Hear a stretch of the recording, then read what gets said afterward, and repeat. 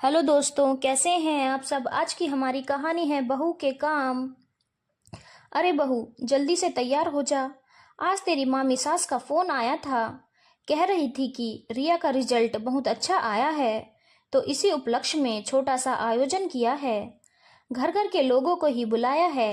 हम सब का खाना आज वही है। कह रही थी कि आप लोग जल्दी आ जाना और मेघा को तो जरूर से ले आना। मैं तैयार हो रही हूँ, तू भी जल्दी से तैयार हो जा। अभी थोड़ी देर में ही निकलते हैं।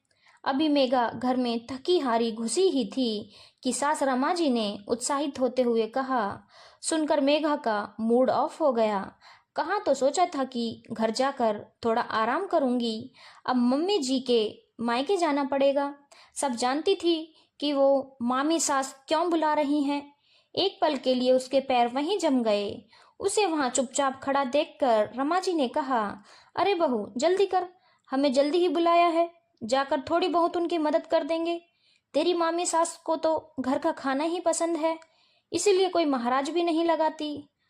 अब हम तो घर के ही लोग हैं, जाकर सिर्फ खाते हुए तो अच्छा नहीं लगता। उनकी बहू ने भी कहा है कि मेघा भाभी को जरूर लेकर आना, इसीलिए थोड़ी बहुत मदद करवा देंगे। मदद, ये शब्द हथौड़े की तरह मेघा के दिमाग पर लग रहे थे। मामी सास महाराज क्यों नहीं लगाती, ये वो अच्छे से जानती थी। और इस मदद शब्द से तो उन लोगों का दूर दूर तक का कोई नाता नहीं था। मम्मी जी जाती हैं उन लोगों की मदद करने के लिए, पर वो लोग तो खुद ही सारा काम मेघा पर डालकर आराम फरमाने बैठ जाते हैं। भला कौन मदद करता है उसकी।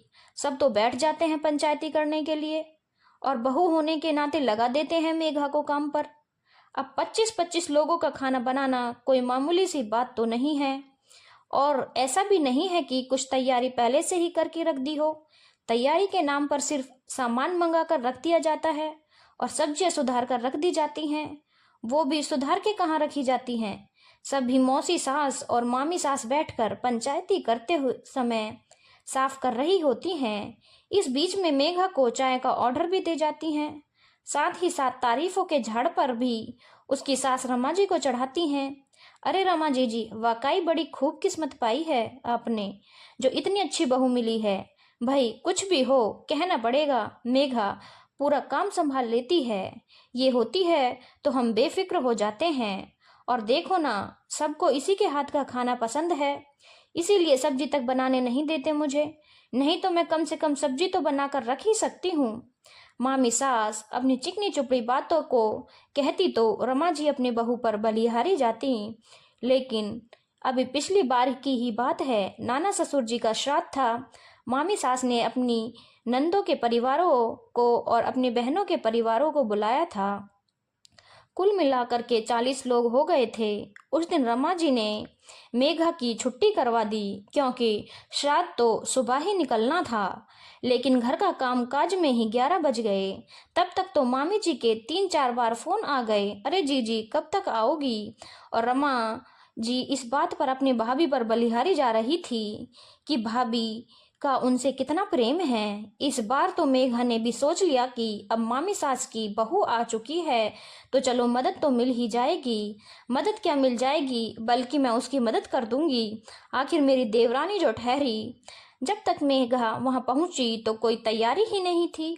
मामी जी ने तो थोड़े से आटे की पूड़ी बनाकर मिठाई और सब्जी बाजार से मंगाकर भोग लगा दिया था, और अब मेघा का इंतजार हो रहा था।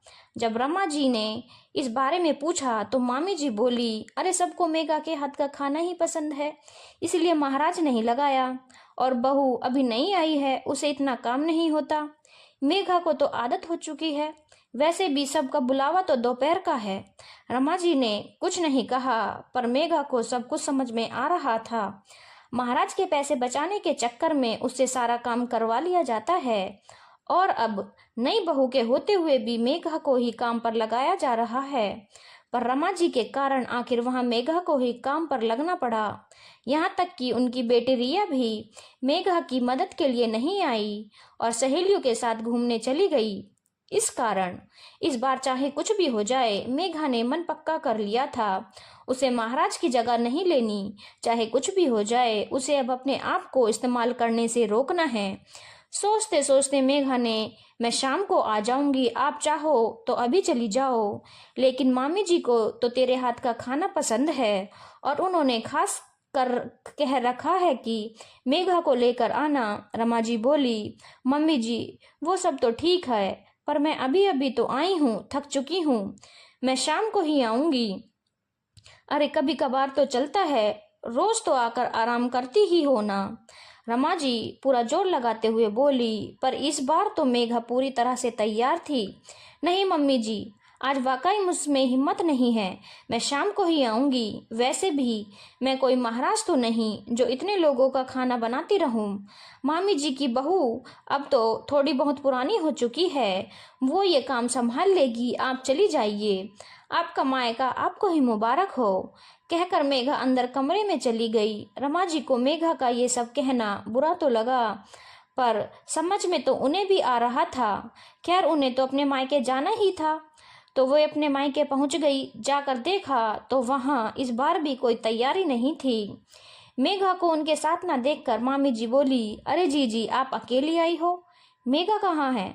भाभी आज वो बहुत थक गई थी, इसलिए वो नहीं आ पाई, शाम को ही आएगी। ये सुनते ही तो मामी सास के पैरों तले जमीन खिसक गई। अब इतनी जल्दी महाराज कहाँ से मिलेगा, ऊपर से इतना सामान मंगा लिया वो अलग। अब काम को देखकर मामी जी उनकी बहू और बेटी के हाथ पैर फूल रहे थे। बहू ने तो हाथ खड़े कर दिए कि मुझसे इतना काम नहीं होगा, या तो मिलकर मदद करवाओ या फिर किसी महाराज को बुला लो। रमा जी को भी समझ में आ गया था कि उनकी बहू का सिर्फ इस्तेमाल होता था। आखिरकार बहू और बेटी दोनों मिलकर रसोई में लगी। इधर मामी जी और रमा जी सब्जियां सुधारने लगी, लेकिन खाना बनाने तक सबकी हालत पस्त हो चुकी थी। शाम को जब मेहमान आने लगे तब तक वो तैयार भी नहीं हुई थी।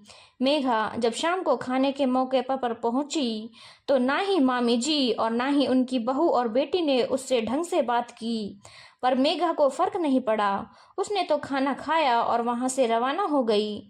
अब तो मेघा ने ऐसा ही हमेशा करने लगी, तो मामी सास को भी समझ में आ गया था कि अब मेघा बेवकूफ बनने वाली नहीं। अब धीरे धीरे मामी सास ने तो सिर्फ ननद नंदोई को ही बुलाना शुरू कर दिया। अब ना पूरे परिवार को बुलावा होता था, और बुलावा हुआ भी तो महाराज काम करते थे। धन्यवाद दोस्तों, अगर आपको कहानी अच्छी लगी हो तो चैनल को लाइक शेयर और सब्सक्राइब करना ना भूलें।